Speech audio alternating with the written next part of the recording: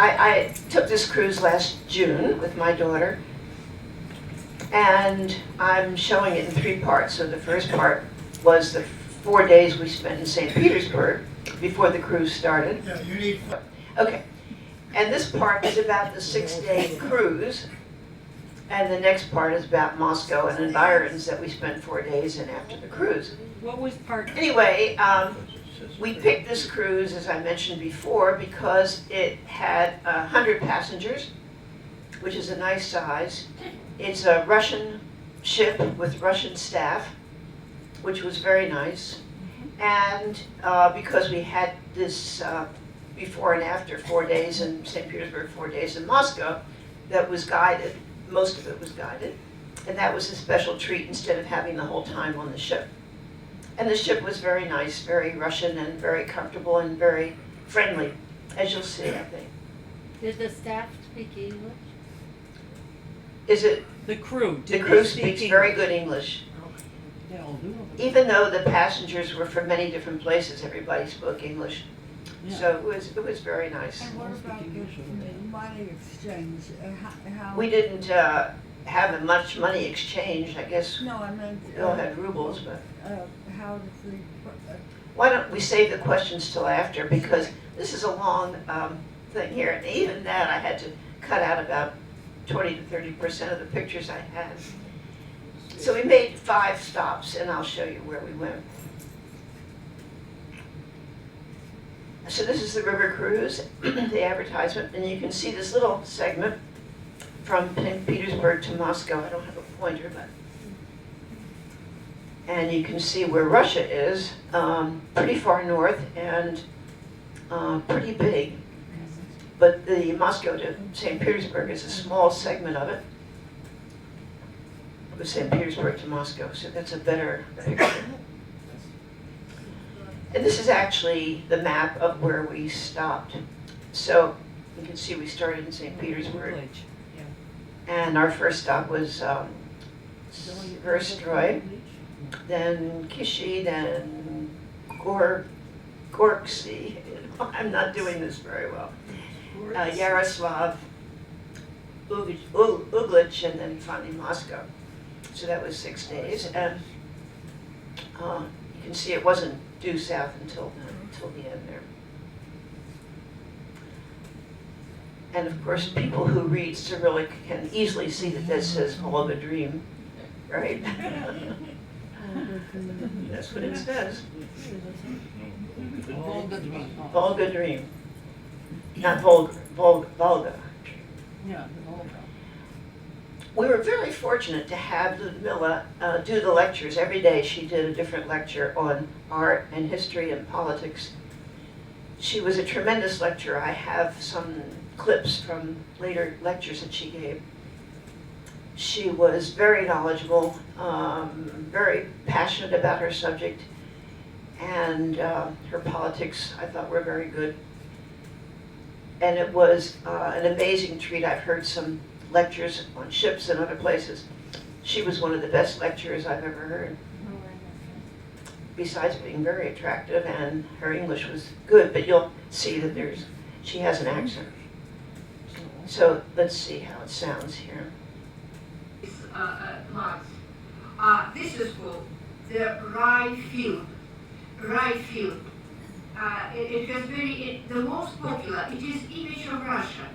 Why it is image of Russia? Because to the beginning of to the middle of the 20th century, almost all population were peasants. So she's not saying anything that you would connect with, but I just wanted you to see how animated she is and how easy it was to get over her accent and listen to her talk. This is a little book she wrote about her growing up, which was very helpful to understand where she's coming from. Because she grew up as a very passionate member of the Communist Party while she was in college. But then she sort of dropped out because the Communist Party was not exactly what she thought it was going to be. And now she's definitely, well, nobody's a communist there anymore because we're talking about the Russian Federation, a country that is essentially new. It's only 27 years old. that started after Gorbachev in 1991, after the fall of the Soviet Union. So for a long time we're talking about it was the Soviet Union, it is no longer. And of course it's no longer a communist country. This is her family. She looks very young, but she has this grandchild. And I just want to read part of this. This is not from me, but I echo these sentiments. There are many reasons why we enjoyed the cruise, but the foremost was the privilege to listen to your lectures. You are one of the finest lecturers I have ever heard. You had a superb grasp of your subject, and you spoke with great clarity, just at the intellectual level required for us, so making our experience simply enormously pleasurable. I am ashamed of my previous ignorance about Russia. I can say the same. But now at least I know something, certainly about the hardship of your people over the centuries, and now their vision for the future. New fascination will now encourage me to read and see on TV much more that might previously have been passed by me. And I echo those sentiments. I've learned a lot from her and from the whole trip, and a lot about Russia that even though I've been there twice before, it takes a long time to learn about a country and a people and a history. And I learned a lot, which is why I go to these things. Who is this? Okay, clue number 2. Khrushchev. Gorbachev, very good. Gorbachev. Raisa was the giveaway, I think, here. Plus, he's looking older and bolder. They were very attached to each other. She died in the 1990s, I think. So here he is now. He's 88. He could fit right in here. And he lives near Moscow. And I learned a lot of this from Ludmilla in her lectures. She agrees with this, that he brought freedom of speech, of assembly, and of conscience to people who had never known it. And I'm not sure they know it now. By introducing free elections and creating parliamentary institutions, he laid the groundwork for democracy. This is somebody else's words, not mine, and not Ludmilla's either. He introduced glasnost, which was openness, which allowed people to speak and have free press, and also perestroika, which was to decentralize the the economy, which helped a lot. So even though Gorbachev did not agree with dismantling the Soviet Union in 1991, it happened anyway because of an unsuccessful coup against him. So everything in Russia history dates either to 1991 or from 1991. And that's when the Berlin Wall came down. Well, not exactly that date, but that's when the Soviet Union was dismantled.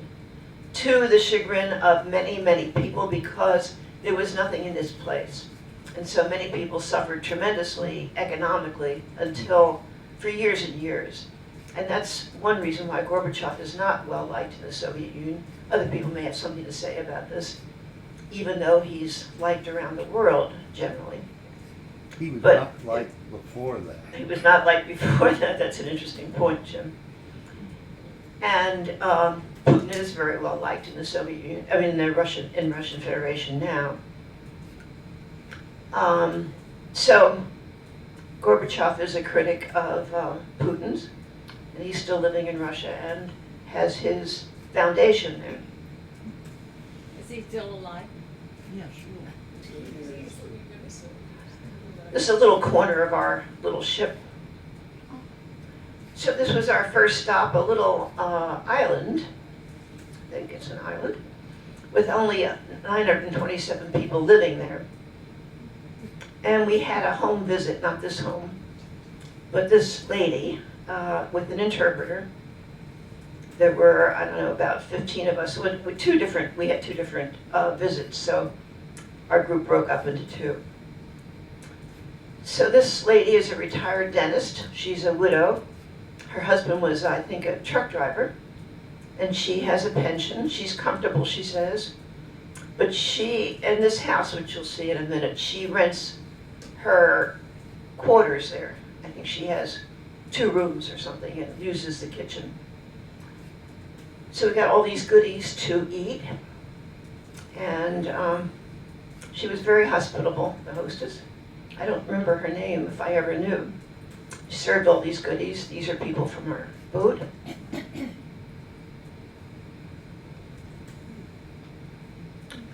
Hamantaschen, anybody know those? Looks like what these are, right? So this is her house, and she has an apartment there, and she has a garden on the side. From her house, we went to this school, which is surprising for such a small population, had this special school, after-school program in the arts for kids that looked like maybe kids from 10 to 17.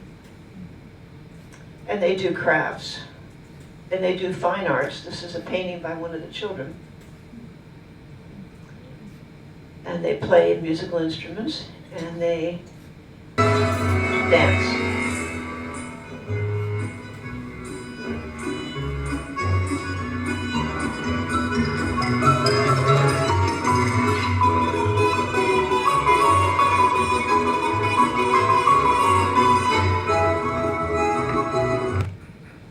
So this is just a high school student. And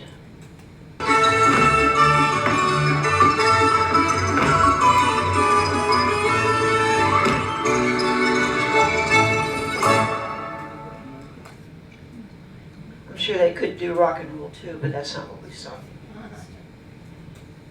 These guys are so cute. Here they go.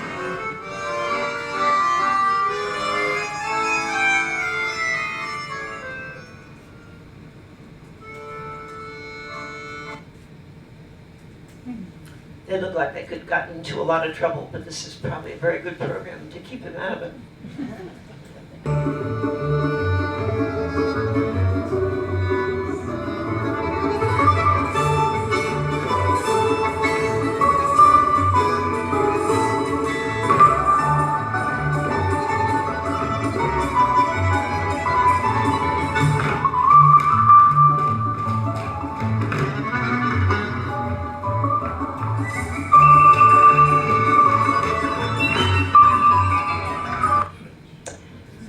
After-school program like this in China.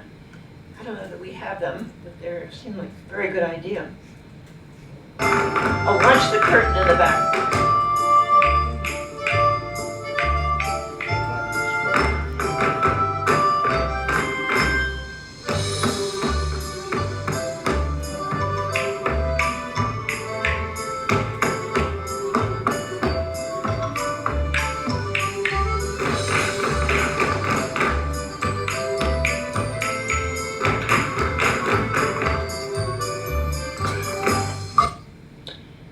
I was looking at the population of this little village, and it's gone down considerably in the last 5 years. So they probably have trouble keeping their young people here. But meanwhile, they seem to be getting a good education. Did you notice the back curtain? Yeah. It's quite remarkable the way it changes that way. You know the balalaika. Actually, there's a balalaika orchestra from Los Angeles that comes here once a year. It's a lovely sound. If you catch it, I think you'd like it. Comes in different sizes. I don't have these live. And then there's people who do piano. And so birch forests, they're very common in Russian literature. You're always talking about birch trees, and there are a lot of them. And this is a very pretty wall carved in wood of animals. On the way back to the ship, we found this little wooden church, very pretty.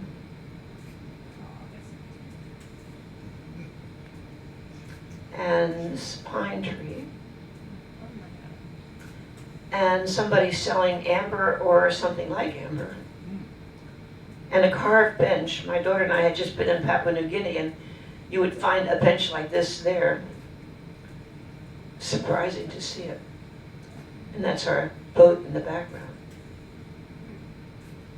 So, as you probably know, this trip is very common, this cruise from St. Petersburg to Moscow and vice versa. And there are a number of cruise lines that do it. We picked the one we picked because of the things that I talked about. But Viking does it, a number of Russian ships do it. And so sometimes there are 5 cruise ships lined up at the same dock because there are a certain number of places everybody goes to, and you walk through them to get to your ship, so that's what this is. Doesn't that crowd the town? It probably does crowd the town, yeah. I think they're all fairly small, but still, it does, yeah. This one's leaving.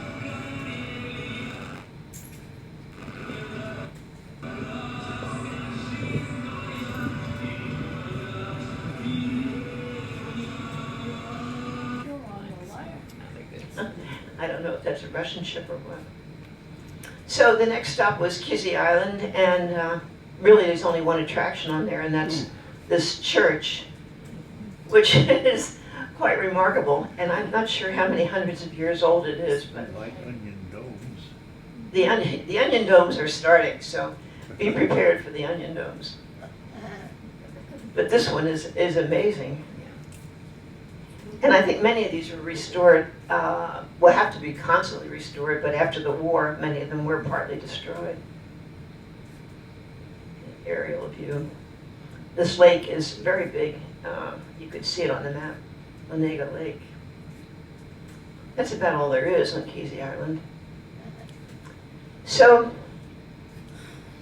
the thing I liked about this boat, ship, whatever you call it, is they were constantly teaching us about the country, which to me is ideal. You know, sometimes you take a cruise ship and you may get off and see something, and then you have programs that have nothing to do with the country at all. But this had everything to do with the country. Every minute we were learning about something about Russia. So this is the alphabet, which is a good beginning because, like you could see in Volga Dream, if you can't read Cyrillic, which I still can't, you miss a lot because a lot of them are English words just translated. I mean, not even translated, just spelled in Cyrillic. So this is the alphabet. 21 consonants, 10 vowels, and 2 signs that are silent. So 33 letters altogether. And some of them are the same as ours, and some of them are quite different. So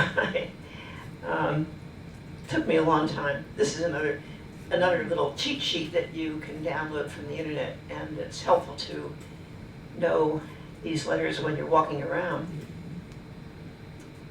And then we got whole sentences, and we got the Russian translation, the Russian, the English, whatever it's called, how to say it, and then what it means in English. So somebody correct me if I'm wrong here. Menya Sabut. Transliteration. Thank you, transliteration. My name is, and etc. So we could have these little conversations with each other. And we learned a lot of things which I have all completely forgotten, except da and yet. The one thing that I found very helpful was Bozhe moi. Bozhe. Oh my God. Good thing to know, just in case you get tired of saying, oh my God. Bozhe moi. And then we got certificates. These are, well, advanced course of Russian, I wouldn't say so really. And I graduated genius level. No, I don't think so. It says super genius. And I have successfully completed the Russian language survival course, and now I can teach Russian in my own country. I don't think so. But it's nice of them to say so. So we all got, we didn't all get them, just the ones of us who did our homework. And of course my daughter did her homework very quickly and very well, and I peeked sometimes at her paper. And we learned about Russian tea ceremony, which is a little different than, say, Japanese or Chinese tea ceremony. And there's the samovar, which is the basic part of it. And she heats the tea on the samovar. These Russian ladies were really wonderful. Here's a, what do you ever call it? A tea cozy. Cozy, thank you. Thank you. My English not so good either. So they did a little enactment here, and this is the good husband. They also did a bad husband, but this is the good husband. He comes home and embraces his wife. and she pours him some tea and gives him some cake. And it's perfectly okay to drink tea from the saucer, which is what he's doing. And then she adds a little booze to the tea, which is even better, makes him very happy, and they live happily ever after. There's another version of it in which he comes home drunk, and they don't live happily ever after, but just equal time and so. And now we get served. I like her outfit. He's now serving us tea, and there's the booze that goes in it. I'm not even sure what that is, but we got it. So this is our lounge. That's my daughter, and that's John. He's from Malta. And it's very friendly there, and so we could sit with anybody at dinner, and we met all these different people. His family was there, and they're from Belgium. Our very good friends there were from Israel, and we had people from Australia, a lot of people from Australia. This was a picture on the wall of the old times. They had a small gift shop with an amazing number of things there. Little fur jacket, which I didn't get anything actually. Lacquer and Matryoshka dolls. There's Amber. Little balalaika player. Okay, so another thing we learned is how to make our own Matryoshka dolls. This is mine. This is horrible looking. I think she's transgender or something, I don't know. Anyway, so they gave us paints and brushes and a little wooden doll with the features on it. And we could paint over the features or do our own, and then a real little Matryoshka doll to copy, which none of us exactly did very well. So that's what we got. And then we went to work. And it was a contest afterwards. See, everybody's working, and there's our friend Jan. Very serious about this. We worked on it for several hours. Meanwhile, if you go outside, you see all this lumber being collected on the shore. And it was very nice and warm, so people were having picnics out there. Well, here we were back at our work. And neither one of these are mine. I think they're my daughter's and somebody's. There's mine. Anyway, these four we collected. And there they all are together. They were pretty funny, I have to say. And then everybody got a number for their doll. I'm number 7 there. And then there were very impartial judges who made the decision about the best, which of course we were not among them. But look how cute they are. They are. They are cute. So there's the river, and there's a lot going on the river, sort of like the Mississippi, shipping and cruising, and locks because of the canal there. Went through a lot of locks. And we had our little drill with our rafts. So our second stop is Goritsky, or Goritsky, or sometimes without the K, Goritsky. And it's noted for this monastery, which is actually a convent for women. And built in the 16th century, it seemed to be the place where the czars can put their 3rd and 4th and 5th wives if they got dissatisfied with them. And sometimes they didn't survive, sometimes they did.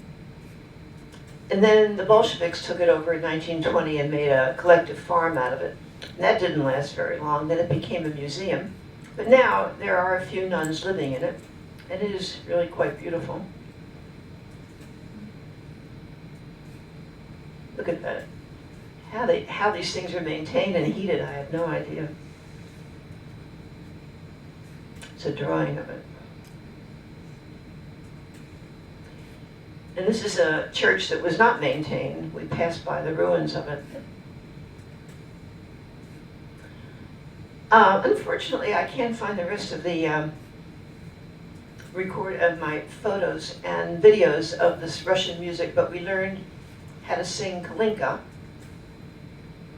Stay tuned to the very end and you will hear a rendition of Kalinka that you will love, guaranteed.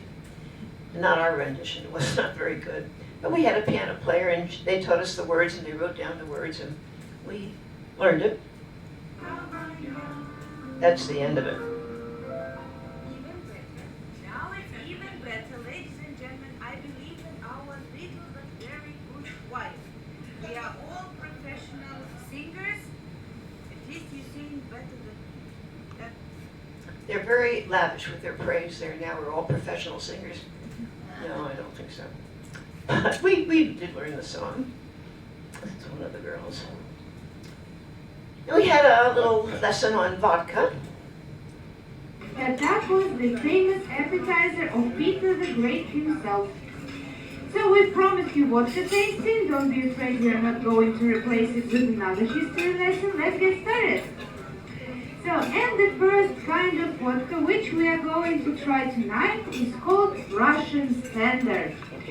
This vodka is made from only natural components.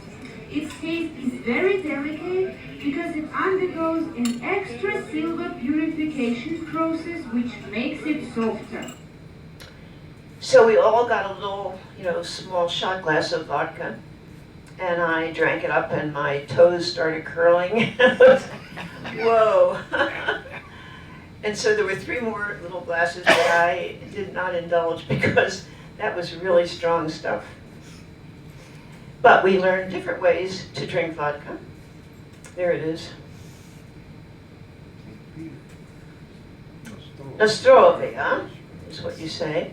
So this is one way. You put the glass on your arm and tilt it up and drink it that way.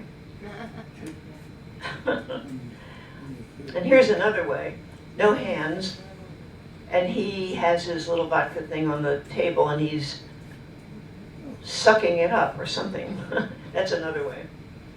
I never got this proficient. And we had a very nice dessert that night. I'll talk more about the food in a minute.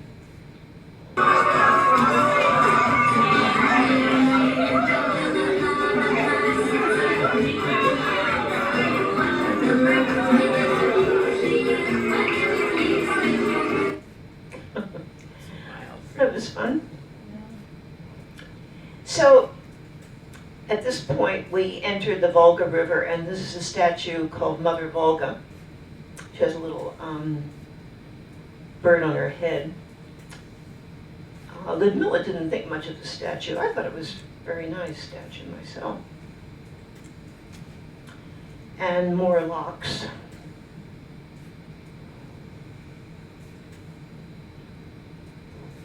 It's a nice carving here. And we learned how to cook. And we learned how to cook pelmeni and blini. Not really. If you look up the recipe, which you can easily do on Google, it's much more complicated than what we learned. In other words, they made them and we ate them, but technically we learned how to cook them. So, how many of you know what pelmeni are? Oh, you should know that. They're delicious. You can get them at the European Deli, frozen, or you can go to the Pomegranate Restaurant in El Cajon Boulevard and get them. So they're dumplings, essentially. I guess every country has their dumplings. I remember this distinctly, first had them in a little city in Siberia. I was eating all by myself, and these came, I must have ordered them, I guess. And they were so delicious, they made such an impression on me. It took me several months to find out that they were pelmeni. I didn't know what I had ordered. Delicious. They're not always delicious, but these were really good. And pelmeni, the heart of Russian cuisine. So you can easily look up, Google a recipe for them. Here's one that we got.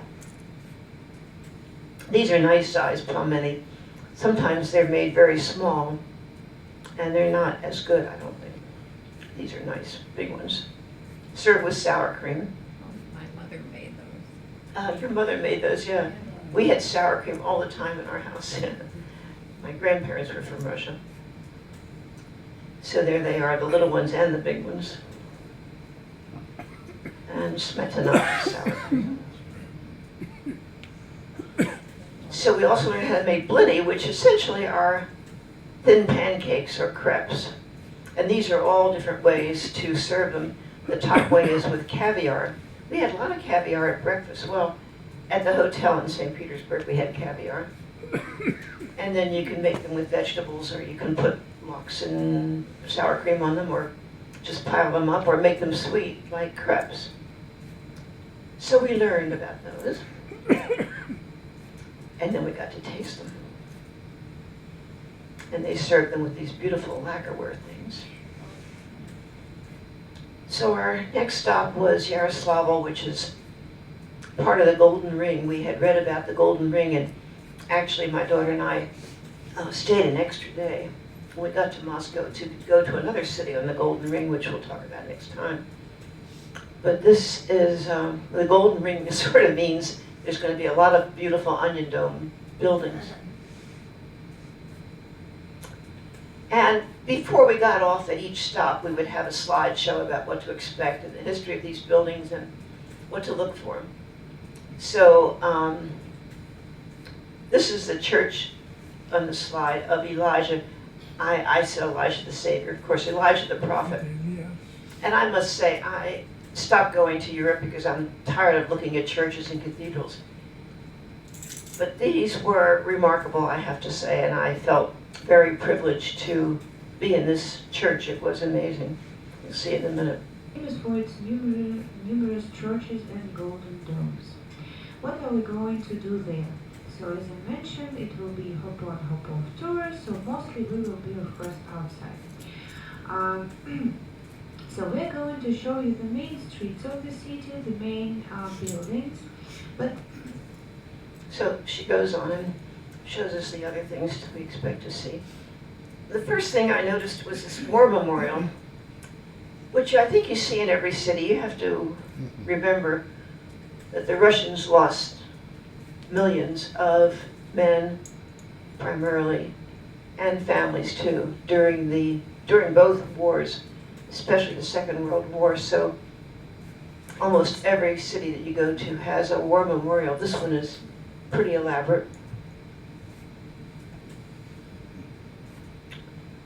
It's a very nice little city as you walk around in it. And there is golden domes.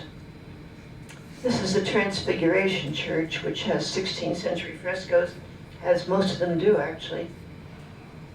And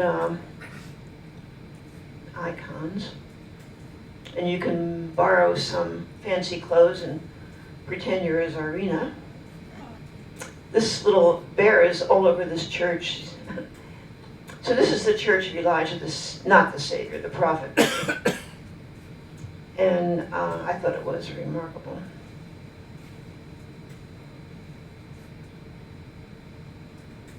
This is the entrance. Let's see if I can do this. No, can't do it. Anyway, we're going in the bottom. Some little things I found. And these are the murals, I think that's the right word, of these 16th and 17th century murals. I'm not sure why these people are dark-skinned. Interesting.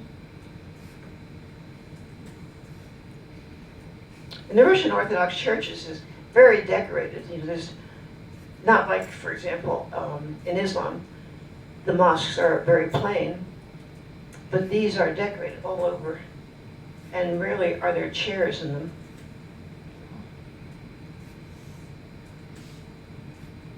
Amazing, isn't it?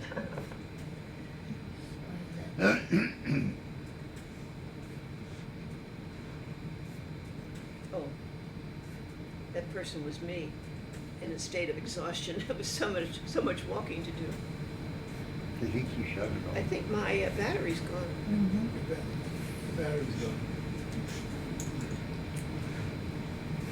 It's red instead of green. Okay, can you hear me if I shout? Yeah. Sorry about that. I might have extra batteries somewhere, but I don't know where they are. Anyway, that's me in the corner.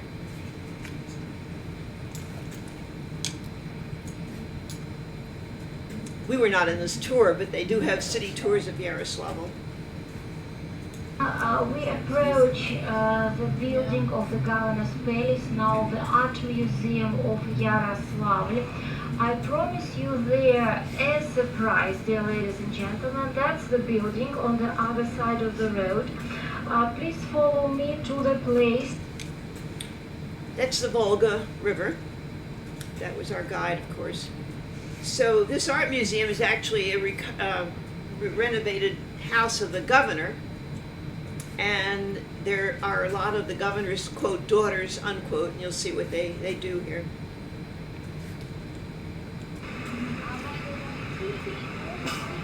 She's not audible.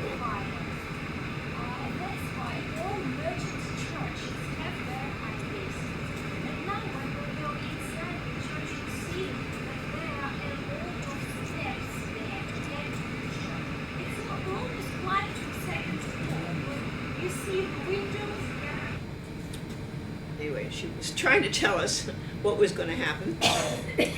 I'm not a good walker anymore, so by this time I was so tired and I didn't want to go up to the second floor, but she persuaded me that I should go up these steps, and this is what was up there, this beautiful ballroom, and these women who are posing as the governor's daughters.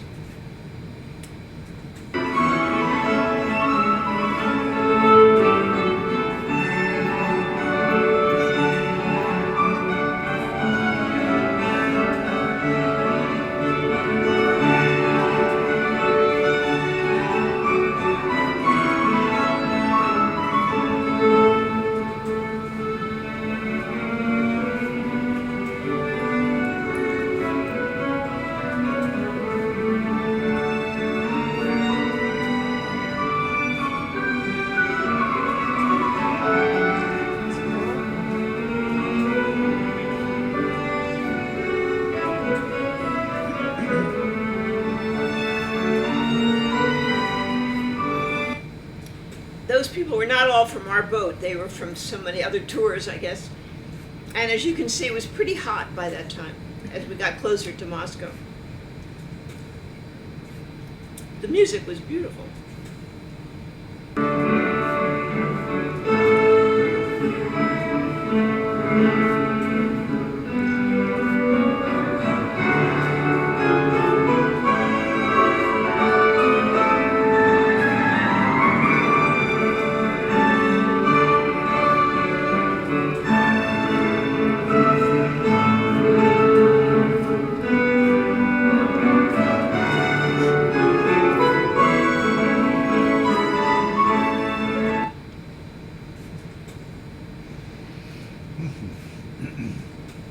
If you follow these very carefully, you become a very good Russian dancer, because there's 4 different dances here.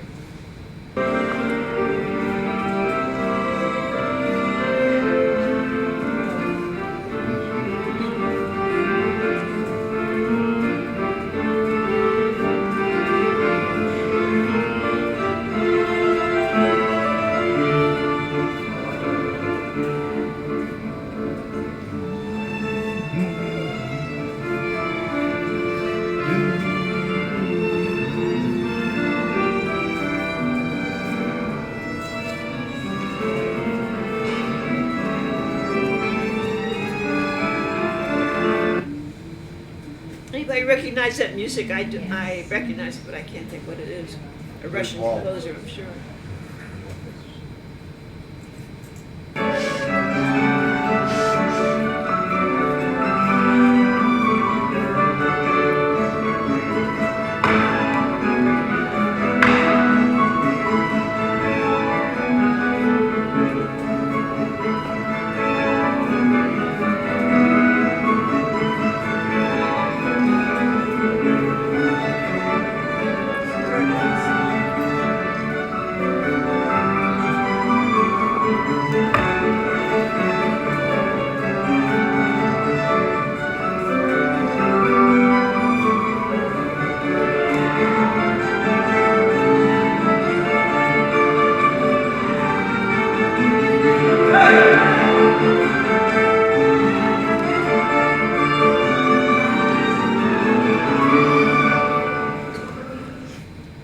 Goes on anymore, I don't think.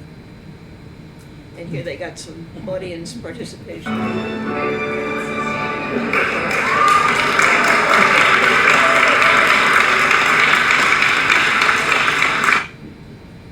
So that was fun. So here's Ludmilla. She knows about artists and writers and history and everything. And I wish that I'd had the recordings from her talks, because I learned so much. And Tolstoy apparently was quite a character, and after he wrote War and Peace, he said that book was too long and had too much stuff in it. He said, I'm going to lead a simple life now, and he did. And that's what and that's what she's talking about here. He liked to interview people before they were dying, when they were dying. So this created some problems with their relatives. But he tried to understand what people are thinking about before they are dead, and they know that they are dying. So this is what we could see in this portrait. But you also could see something different. Have you noticed how he was dressed? He was Earl, hereditary Earl. He belonged to one of the richest family in Russia. No problem with money. He should not have write or create like Chekhov or Levitan for living. He wrote only because he wanted to express his vision of life. Money, lands, estate, everything. But he's dressed as a peasant. And this is how he was dressed for 40 years of his life. He died in the robe like this. What's happened? The big spiritual revolution happened when he was a little bit after 40. And it's, you see, it's amazing. It's a result of his eternal thinking. At the beginning, the young gentleman from Earl family had absolutely typical way of life.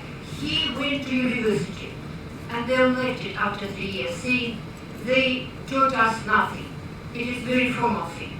Then he went to serve in the army in a very dangerous places in southern Russia. And all this time, he used to drink a lot, to have fun, gambling, lots of women, 2 illegitimate children from peasant, young women in his village. Then he participated in Crimean War, was in besieged Sevastopol. Russia lost Crimean War, but they say it was the great Russian writer was born because he wrote 4 Sevastopol stories. Very, very short, but it is resume of the future War and Peace. Then he married, very happily married. He was 34, she was 18, beautiful girl, fantastic family. Never ever from the time he had known any women, no cheating, many children, dedicated his life to bringing up these children. Wife was fantastic, helper, assistant in his writing and so on. You don't have to hear the whole thing, but she's really an amazing lecturer.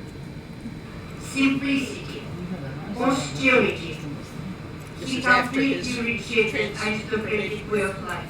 He almost had never been to Imperial St Petersburg anymore.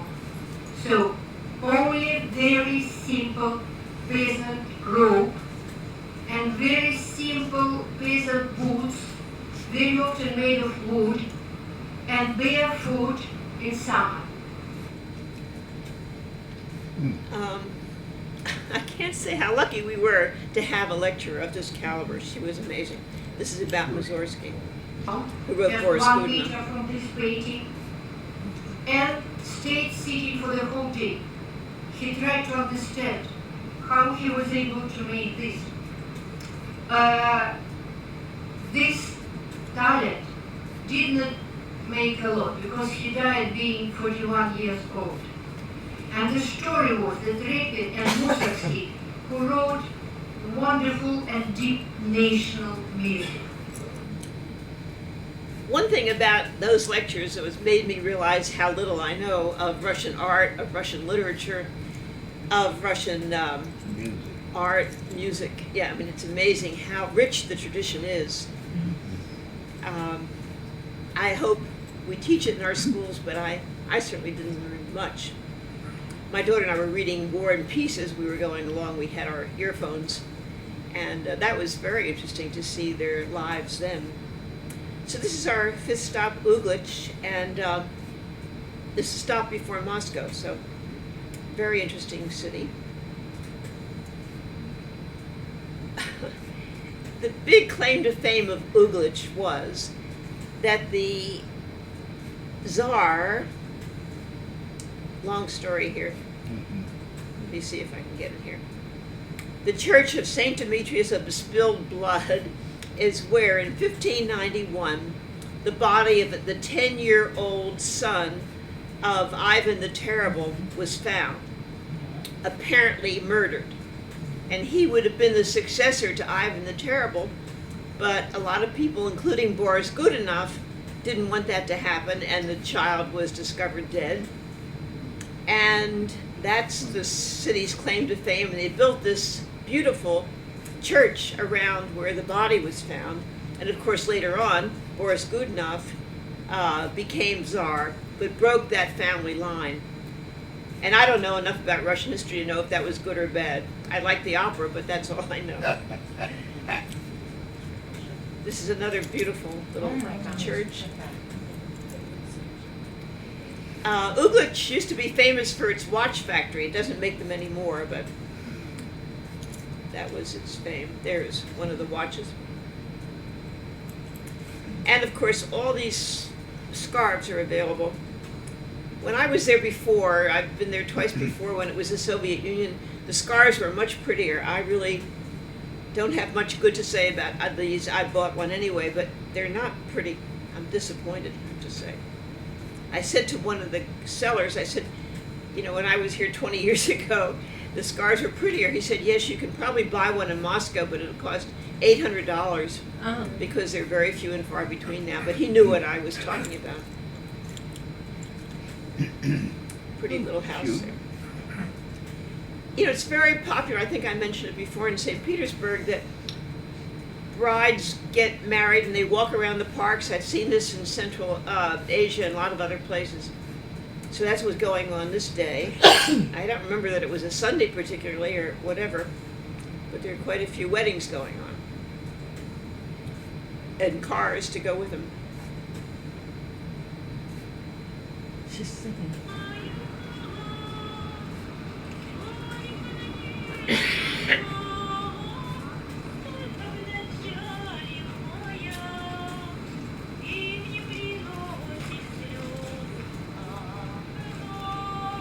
Sorry, I lost track of my camera there. She was a very pretty woman in a beautiful dress singing. I guess she was looking for money. But there she was. So these are other beautiful houses on the on Uglitch. And listen carefully to this. I think there are 4 voices here. I'm not sure because it's so crowded. I could only see one man singing.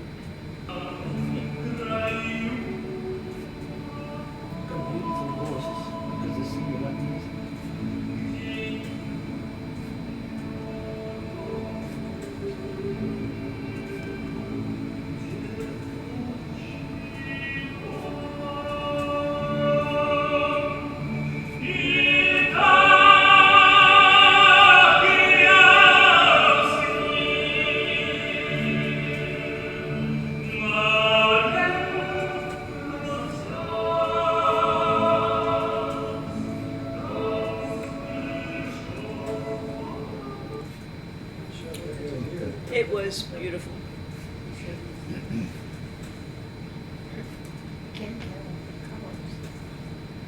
This is our guide here.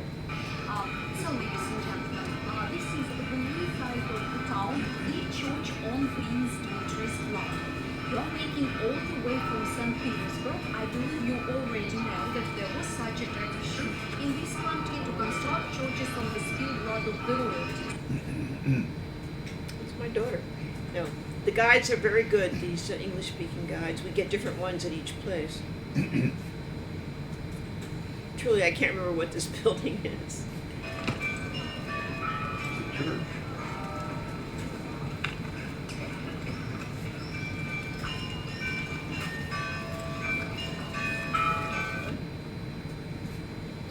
This is some of the, again, these amazing old paintings there.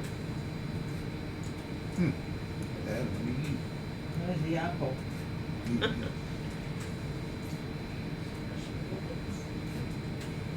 Wood carved buildings are very, used to be very common in Russia. I don't think they last very long.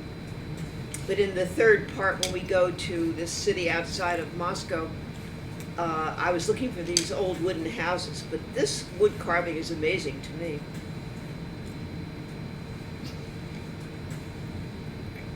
Oops, there's the bells.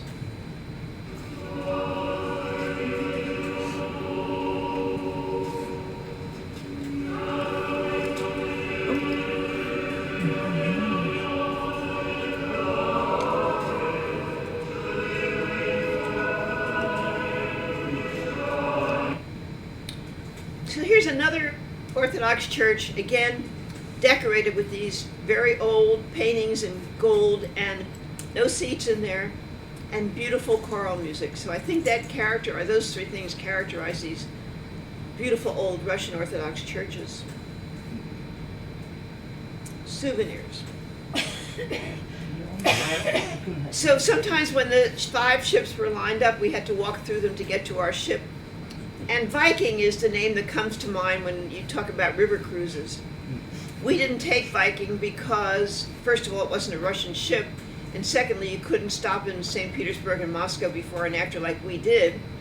So we picked Volga Dream. Very fortunate, I think. This is the interior of the Viking ship, which looks like a department store or something. I'm sure they had a very nice trip, and everybody that goes on this cruise from St. Petersburg to Moscow seems to enjoy it. But I loved ours. I thought it was wonderful.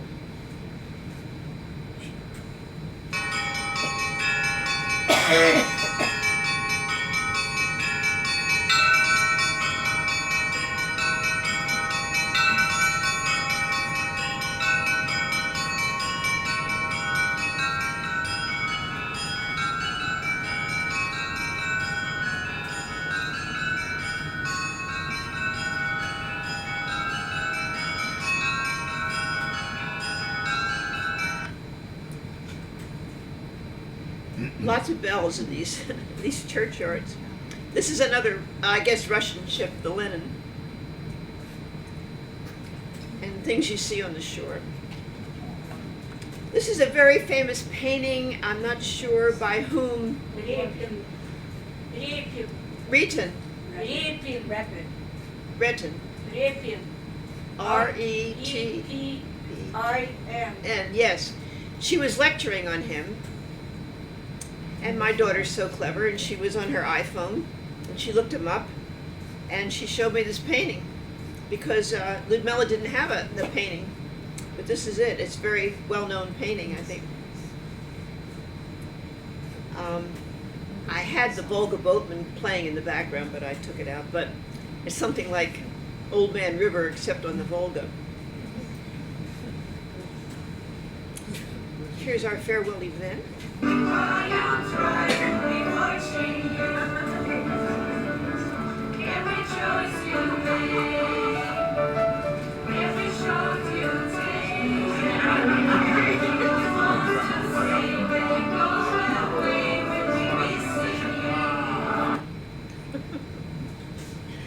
thought that was really cute. I may have mentioned this in the first, in the St. Petersburg movie, but I've never seen so many white people in my life. In fact, until we got to Moscow, and then especially in London, there were a lot. I'm just not used to. I didn't realize how unused I am to seeing all white people. So this is Goodbye, the Volga Dream, and that's how you say goodbye in Russian. And this is what we begin to see when we approach Moscow. And next next month when I show the Moscow ones, you'll see the outskirts of Moscow are really amazing.